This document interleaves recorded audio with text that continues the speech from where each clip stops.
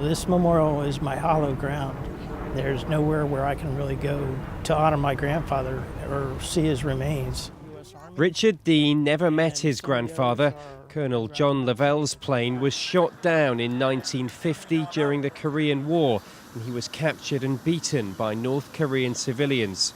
Richard is part of the third generation of his family that's tried to locate and find Colonel Lavell's remains and get them back to the United States. You know, he cared about the countries that he served in, and I've heard that he helped get people get out of the communist and behind the Iron Curtain to help them out. Finding the remains and bringing them back to the United States would mean the difference for our family.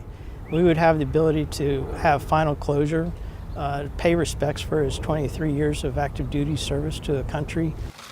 At their summit in June, President Trump said Kim Jong Un made a commitment to return the remains of US military personnel.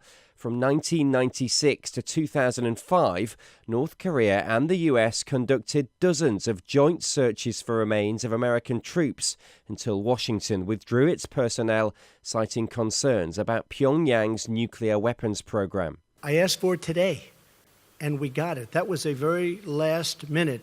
The remains will be coming back. They're going to start that process immediately.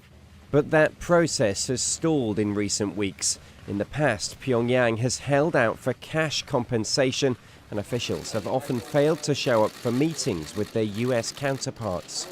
One man who's negotiated with North Korea before says the Trump administration must see through this opportunity. If we cannot execute now the return of these remains, I think it is because of a lack of urgency on the political leadership on our end, not on the North Korean end.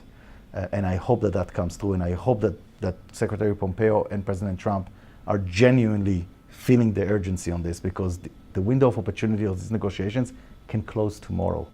If the remains are returned, they'll end up at this laboratory in Hawaii, where forensic scientists are likely to spend months identifying them.